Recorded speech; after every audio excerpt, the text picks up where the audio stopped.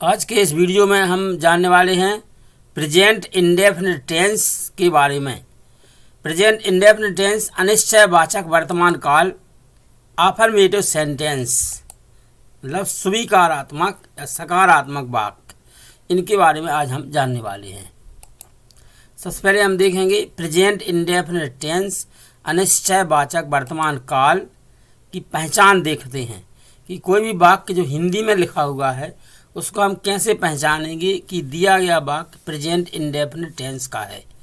तो हम हिंदी वाक्य को देखेंगे। हिंदी वाक्य के अंत में यदि हमें ता है, ते हैं, ती है मिलता है तो वह वाक्य प्रेजेंट इंडेफिनिट टेंस का माना जाएगा।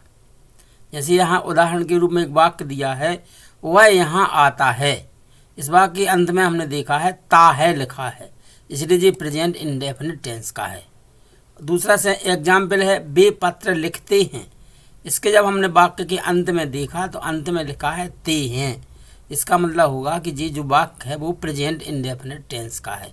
हमें वाक्य का पता चल गया है कि प्रेजेंट इंडेफिनिट टेंस का है। अब हमारा काम होगा उसको हम इंग्लिश में कैसे बनाएं। तो इंग्लिश में बनाने के लिए हमें एक स्ट्रक्चर की ज़रूरत होगी। तो हम देख लेते हैं स्ट्रक्चर के बारे में। इसका स्ट्रक्चर है, पहले आएगा सब्जेक्ट। सब्जेक्ट के बाद में जो वर्ब होगी, वर्ब का या तो फर्स्ट फॉर्म आएगा या वर्ब में एस या ई एस आएगा।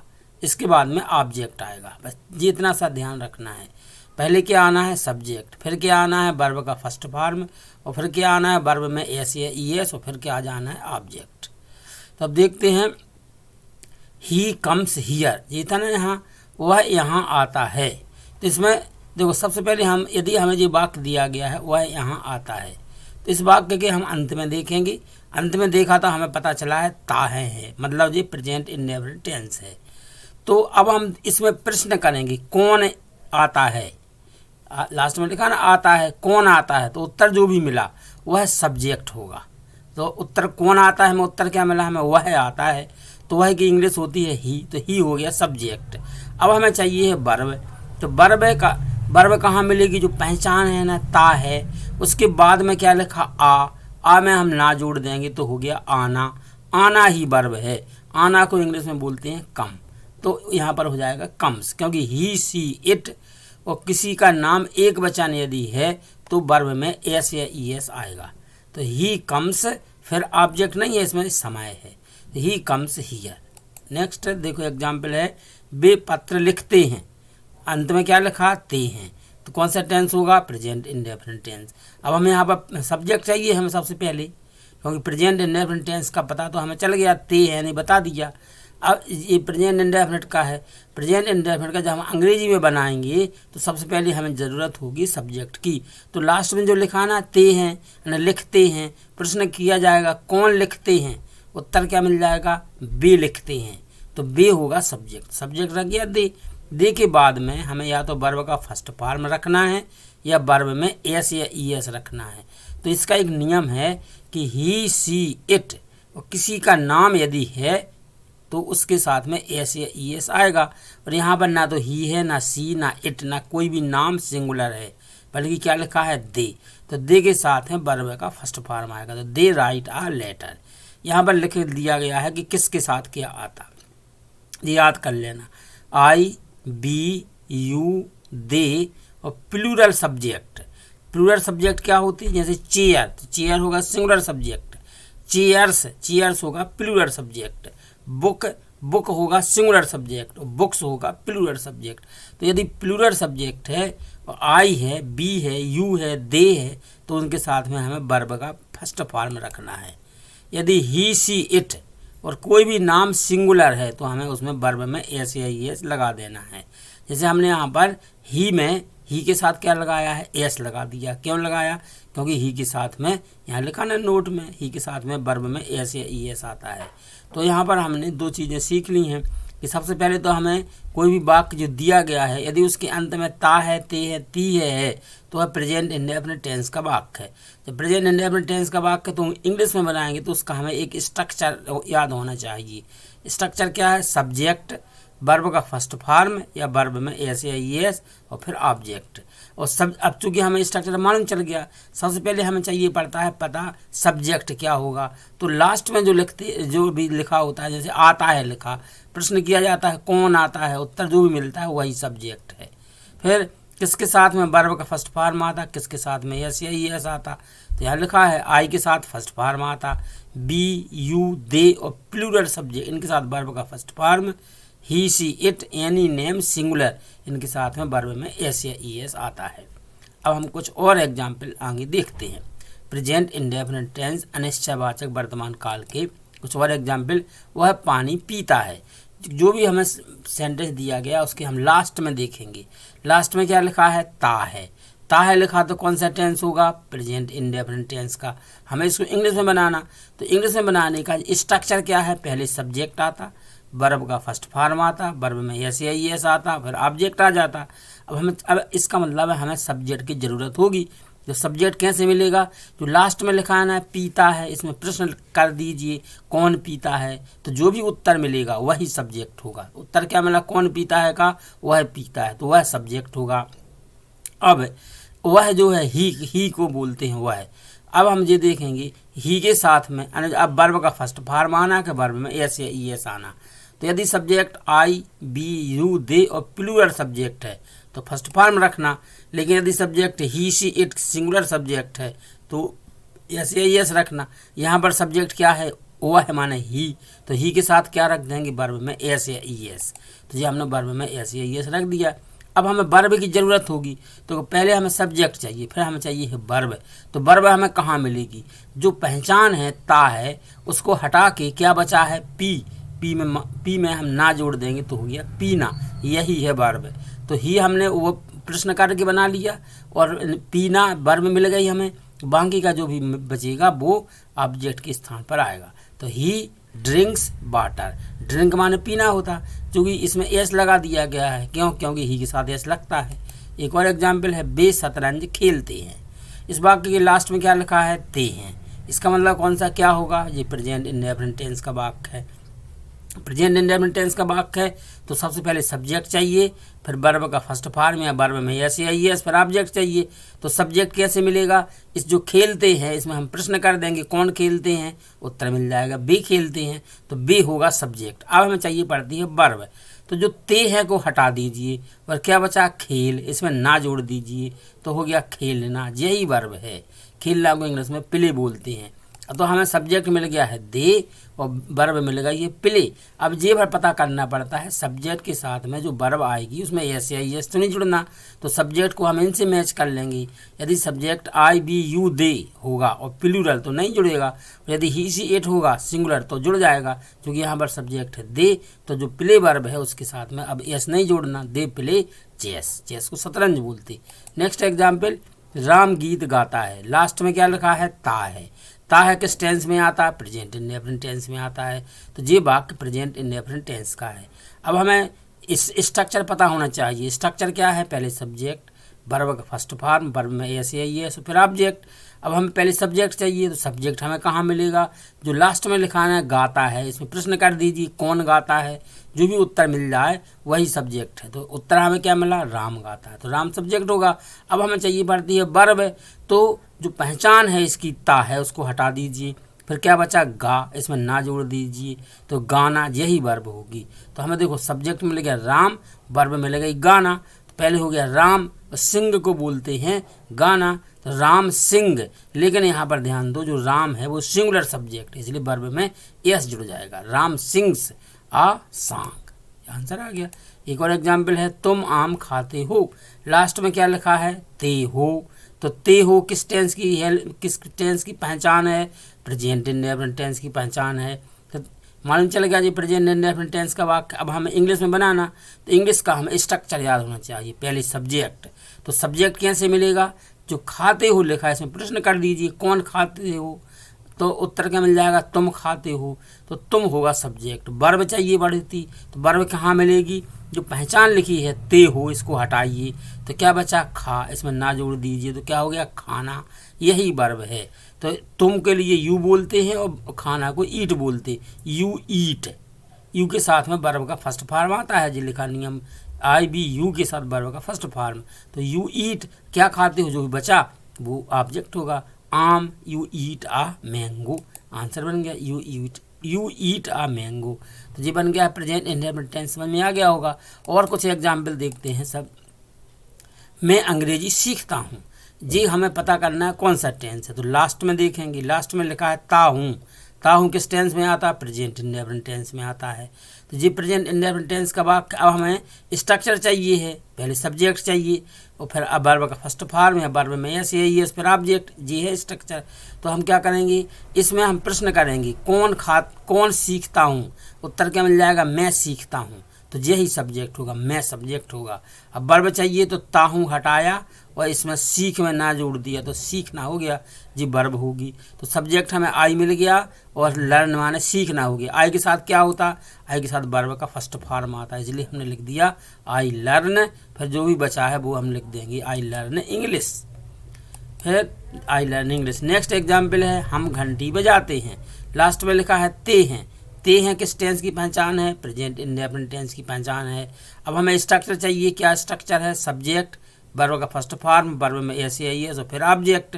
अब हमें सबसे पहले सब्जेक्ट चाहिए, तो सब्जेक्ट कैसे मिलेगा, बजाते हैं में क्या प्रश्न किया जाएगा, कौन बजाते हैं, उत्तर क्या मिल जाएगा, हम। तो हम सब्जेक्ट होगा। अब हमें क्या चाहिए, वर्ब। तो वर्ब को कैसे पता करेंगे, जो ते है लास्ट में लिखा है ते हैं, इसको हटाओ तो क्या बचा, बजा, इसमें ना जोड़ दीजिए तो क्या होगा, बजाना, यही वर्ब है। तो बजाना को इंग्लिश में क्या बोलते हैं, रिंग, रिंग माने बजाना। तो हम सब्जेक्ट मिल गया बी, वर्ब मिल गई रिंग। तो बी रिंग, बी के साथ में क्या होता है, यहाँ देख लो जी, ये नियम पता होना चाहिए।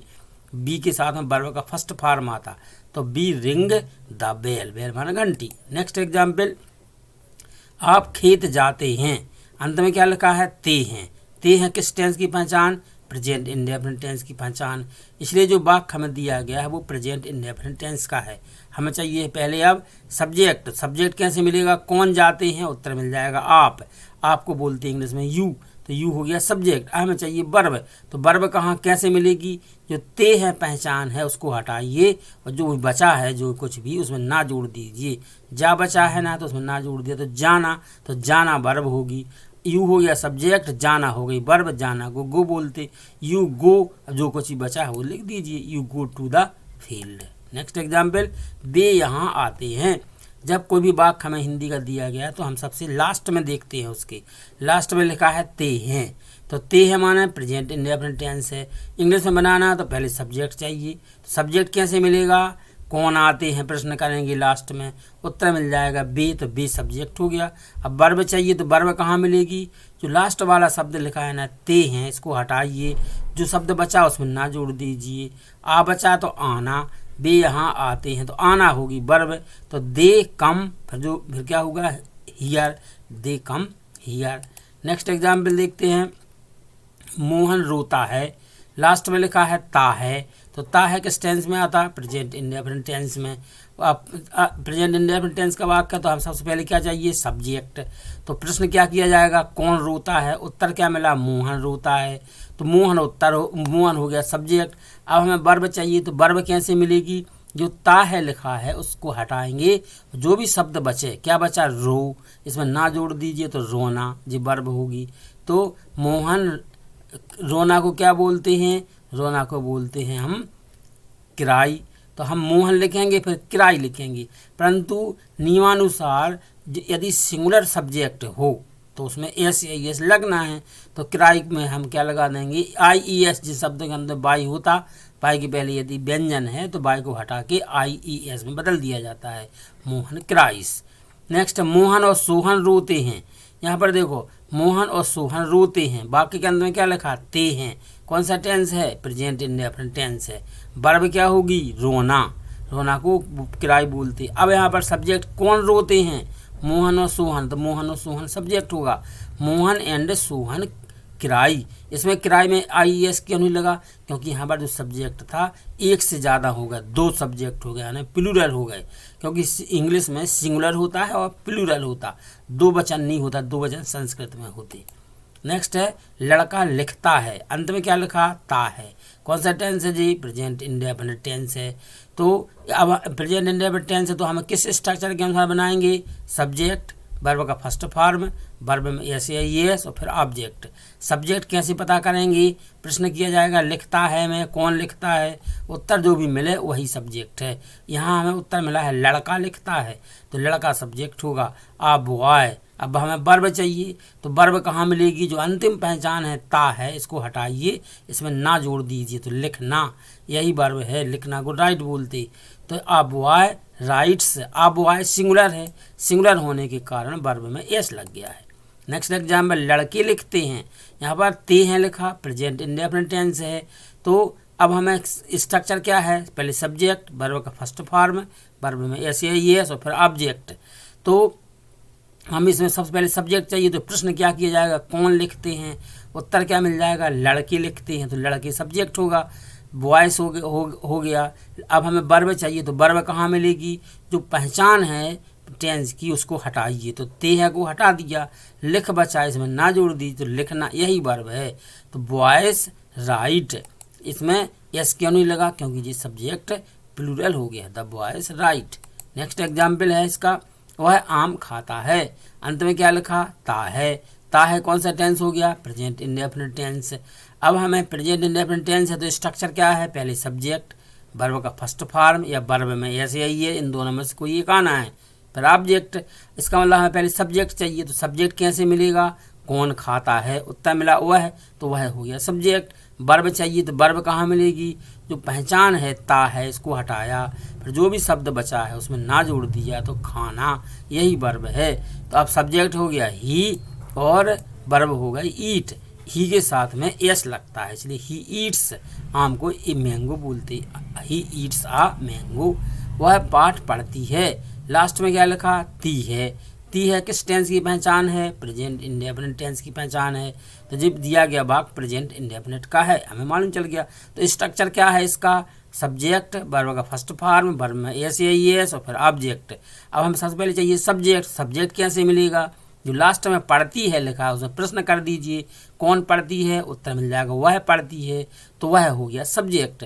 अब हमें चाहिए है वर्ब, तो वर्ब कैसे मिलती है, जो ती है लिखा है उसको हटा दीजिए, जो पढ़ बचा है उसमें ना जोड़ दीजिए, तो हो गया पढ़ना, तो वह है यानी ही रीड बचा। अब ही के साथ एस लगता, नियम में ही के साथ एस या एस लग जाता, तो he reads a lesson. Next है कुत्ता दौड़ता है, अंत में क्या लिखा, ता है। तो कौन सा tense, present indefinite tense. Present indefinite tense है तो स्ट्रक्चर क्या है, पहले सब्जेक्ट, वर्ब का फर्स्ट फॉर्म या वर्ब में एस या एस और फिर ऑब्जेक्ट। तो अब हमें पहले सब्जेक्ट चाहिए, तो सब्जेक्ट कैसे मिलेगा, जो लास्ट में शब्द लिखिए दौड़ता है, इसमें लिखो कौन दौड़ता है, उत्तर मिल गया हमें कुत्ता दौड़ता है, तो कुत्ता सब्जेक्ट हो गया।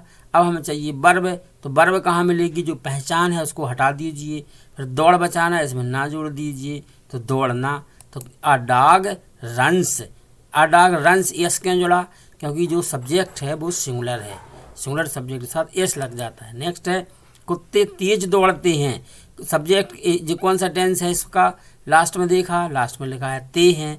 ते हैं किस टेंस में आता, प्रेजेंट इंडेफिनिट टेंस में आता। तो ये जो वाक्य दिया गया है वो प्रेजेंट इंडेफिनिट टेंस का है। अब प्रेजेंट इंडेफिनिट टेंस का है तो हमें स्ट्रक्चर पता होना चाहिए। स्ट्रक्चर क्या है, पहले सब्जेक्ट, वर्ब का फर्स्ट फॉर्म, वर्ब में एस या एस और फिर ऑब्जेक्ट। तो सबसे पहले हमें सब्जेक्ट चाहिए, सब्जेक्ट कैसे मिलेगा, प्रश्न करेंगे लास्ट में कौन दौड़ते हैं, उत्तर मिल गया कुत्ते, तो कुत्ते हो गया सब्जेक्ट। अब हमें वर्ब चाहिए, तो वर्ब हमें कहाँ मिलेगी, जो पहचान है उसको हटाया, ते है पहचान है इसको हटा दिया, तो बचा है दौड़, इसमें ना जोड़ दिया, तो दौड़ना यही क्रिया है, यही वर्ब है। दौड़ना को रन बोलते हैं। तो द डॉग्स रन, अब तेज दौड़ता लिखा है, द डॉग्स रन फास्ट। कुछ और एग्जाम्पल हैं, रेखा आती है, वाक्य के अंत में क्या लिखा है, ती है। ती है किस टेंस में आता, प्रेजेंट इंडेफिनिट टेंस में आता।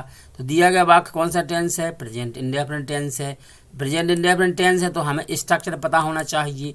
स्ट्रक्चर क्या है, पहले सब्जेक्ट, वर्ब का फर्स्ट फॉर्म, वर्ब में एस या एस और फिर ऑब्जेक्ट।